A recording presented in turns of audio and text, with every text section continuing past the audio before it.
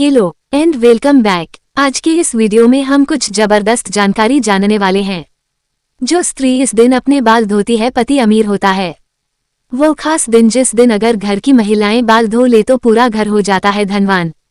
साथ ही हम जानेंगे दोस्तों की अगर किसी भी खास त्योहार पर महिलाएं बाल धोती है तो वो क्या उपाय कर सकती है। परिवार और पुरुष की सफलता उसके घर की लक्ष्मी पर निर्भर करती है।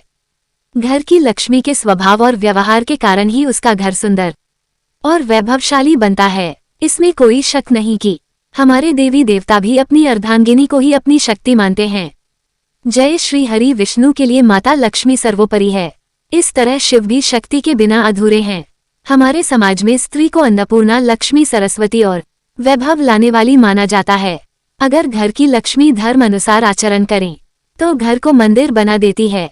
इसी तरह सुहागन महिलाओं के लिए कई सारे नियम और धर्म का पालन करना भी अनिवार्य हो जाता है। उसके पति, घर या संतान को करना पड़े। इस बात को ध्यान में रखते हुए आज हम सुहागन महिलाओं को कब बाल धोने चाहिए और कब नहीं, इसके नियम बताने जा रहे हैं। सुहागन महिलाएं जान सकती है कि कौन सा वार और त्योहार बाल धोने के लिए उत्तम होता है और किस दिन बाल धोना अशुभ कारक होता है।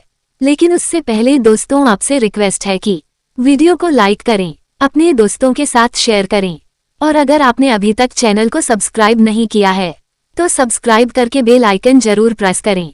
सबसे पहली बात, कुंवारी कन्याओं को कभी भी बुधवार के दिन बाल धोना नहीं चाहिए और खासकर उन कन्याओं को जिनके छोटे भाई है। ऐसा शास्त्रों में कहा गया है कि जो कन्या बुधवार को बाल धोती है उसके छोटे भाई को कष्ट उठाना पड़ता है। उनके छोटे भाई का स्वास्थ्य या उनके जीवन पर कोई न कोई समस्या सदैव बनी रहती है। इसीलिए बुधवार के दिन अपने बाल न धोएं।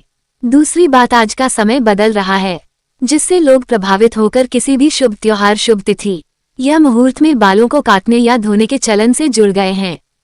किंतु उनके अनुसार महिलाओं को किसी भी शुभ तिथि पर बाल ना कटवाने चाहिए और ना ही धोने चाहिए, बल्कि एक दिन पहले से ही सारे काम कर लेने चाहिए। बाल धोना या कटवाना शुभ माना नहीं जाता और खासकर एकादशी, अमावस्या और पूर्णिमा पर बाल बिल्कुल भी न धोएं। इससे आपके मस्तक पर चंद्रमा का प्रभाव पड़ने लगता है। तीसरी बात, यह सदैव याद रखें कि अगर आप किसी वार को व्रत रखते हैं तो उस दिन भूल से भी बाल ना धोए। जैसे अगर आपने सोमवार का व्रत रखा है तो उसके एक दिन पहले बाल धोकर आप शुद्ध हो जाए। जिस दिन व्रत रखते हैं उस दिन बाल काटे धोए और अगर किसी कारणवश आपको उस दिन बाल धोने पड़ जाए तो आप यह उपाय कर सकते हैं। आप अपने बालों में कच्चा दूध लगाकर बाल धो सकते हैं। चौथी बात, सुहागन महिलाओं को गुरुवार के दिन बाल नहीं धोने चाहिए। इस दिन में सिर्फ महिलाओं को बल्कि पुरुषों को भी ना ही बाल कटवाने चाहिए और ना ही धोने चाहिए। शास्त्र अनुसार भी आपने सुना होगा कि गुरुवार के दिन घर में पोछा नहीं करना चाहिए। बृहस्पति देवताओं के गुरु माने जाते हैं। ऐसी मान्यता है कि गुरुवार के दिन बाल धोने व कटवाने से घर में आर्थिक समस्याएं उत्पन्न होने लगती है। आपके ग्रह भी अपनी दशाएं बदलने लगते हैं। सभी बृहस्पति गुरु के कारण होता है। पांचवी बात, अगर आप एक पुत्र की माता है या आपकी पुत्र प्राप्ति की कामना है तो उन महिलाओं को शुक्रवार के दिन बाल धोने चाहिए। छठी बात, शनिवार के दिन शनि महाराज का दान माना जाता है और ना ही अपने बालों को धोएं। इससे शनि की खुद दृष्टि आप पर बनी रहती है और अगर किसी कारणवश शनिवार के दिन बाल धोने पड़ जाए तो आप थोड़ी सी हल्दी में बेसन को मिलाकर पहले बालों पर लगा ले। उसके बाद आप बाल धो सकते हैं, पर ध्यान रखें कि बहुत ज्यादा आवश्यकता होने पर ही आप शनिवार को बाल धोए अथवा इस वार को बाल न धोए। सातवीं बात, स्त्री हो या पुरुष, शुक्रवार का दिन बाल काटने के लिए अत्यंत शुभ माना जाता है। शुक्रवार के दिन बाल धोना भी शुभ माना जाता है। शुक्रवार का दिन माता लक्ष्मी का होता है, इसीलिए महिलाएं इस दिन अपने बालों को अवश्य ही स्वच्छ रखें। इससे माता लक्ष्मी की कृपा आप पर अवश्य बरसेगी। शास्त्रों में एक और मान्यता है, सुहागन स्त्री अपने मांग में सिंदूर भरकर किसी भी पूजा में शामिल हो सकती है, क्योंकि मांग का हिस्सा गंगा सिंदूर का माना जाता है जो सुहागन स्त्री के सौभाग्य को दर्शाता है। इसे स्वयं देवता भी जानकारी नहीं सकते। हालांकि पुरुष को सदैव नहाने में, बाल धोने के बाद ही पूजा आदि में शामिल होना चाहिए, लेकिन सुहागन महिलाएं बिना बाल धोए सिंदूर लगाकर भी पूजा यज्ञ में शामिल हो सकती है। लेकिन दोस्तों, बात जब सिंदूर की आती है तो सिंदूर से जुड़ी यह खास बात मालूम होना बहुत जरूरी है, वरना इसके गलत तरीके से किया गया उपयोग आपके पति की मृत्यु का कारण भी बन सकता है। दोस्तों, अगर आपको देखना है कि आपका पति आपसे प्रेम करता है या नहीं, तो ऐसे में आपको अपने पति के हाथों से सिंदूर लगवाना चाहिए और देखना चाहिए कि अगर आपकी नाक पर थोड़ा सा भी सिंदूर गिरता है तो वह आपसे बहुत प्रेम करता है।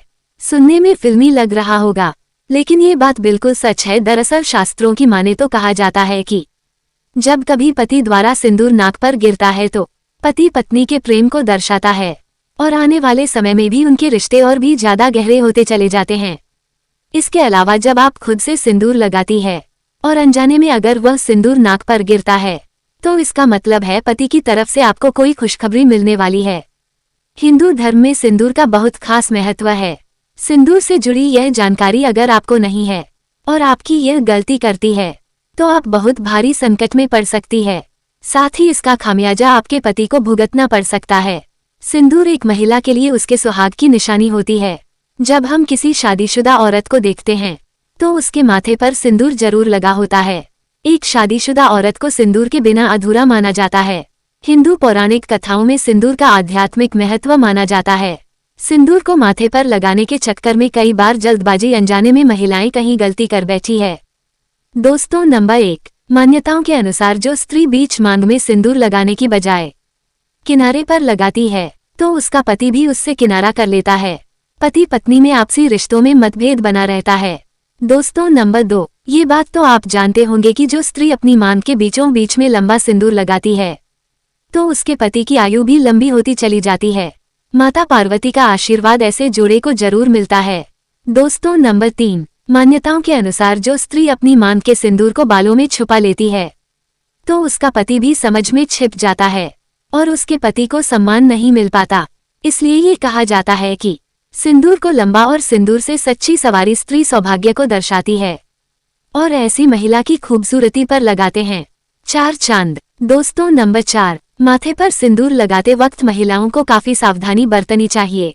तय कर लेना चाहिए कि सिंदूर को माथे के बीचों बीच लगाया जाए। अगर किनारे पर कोई महिला सिंदूर लगाती है तो माना गया है कि उसका पति से लड़ाई झगड़ा होने लगता है और किसी दूसरी स्त्री की तरफ आकर्षित हो जाता है। इसलिए सिंदूर को हमेशा माथे पर लंबा लगाना चाहिए। दोस्तों, नंबर 5, माथे पर सिंदूर लगाते वक्त अगर हाथों से गिर जाए तो अपशगुन माना जाता है। यह आपके रिश्तों में दरार आने का संकेत है। ऐसे में आपको माता पार्वती का ध्यान करना चाहिए और क्षमा मांग लेनी चाहिए ताकि बुरी बला टल जाए। नंबर 6, जिस व्यक्ति को सपनों में सिंदूर लगी स्त्री के दर्शन होती है तो बहुत ही शुभ माना जाता है। ये धन लाभ करता है। ऐसी सपने में देखना बहुत ही शुभ संकेत को दर्शाती है। दोस्तों, नंबर 7, जो स्त्री सिंदूर को लगाने से पहले माथे से चुनकर लगती है तो सौभाग्य में वृद्धि होती है और ऐसी स्त्री का पति लंबी उम्र का वरदान पाता है। माता पार्वती साक्षात इन्हें आशीर्वाद देती है। दोस्तों, नंबर 8, हिंदू धर्म में नवरात्रि, करवा चौथ, दीपावली जैसे महत्वपूर्ण त्योहार में अगर पति के द्वारा अपनी मांग में सिंदूर लगवाए तो बहुत ही ज्यादा शुभ माना जाता है। ऐसा माना जाता है कि यह उनके एक साथ रहने का प्रतीक है। इससे वह काफी लंबे समय तक साथ रहते हैं और प्यार हमेशा बना रहता है। ऐसे रिश्ते कभी भी नहीं टूटते। तो दोस्त, आपको वीडियो कैसा लगा हमें कमेंट में जरूर बताएं। इस वीडियो को लाइक करें, अपने दोस्तों के साथ शेयर करें। ऐसे ही मजेदार वीडियो को देखने के लिए चैनल को सब्सक्राइब और वीडियो को लाइक जरूर करें। मिलते हैं नेक्स्ट वीडियो में। Take care and bye.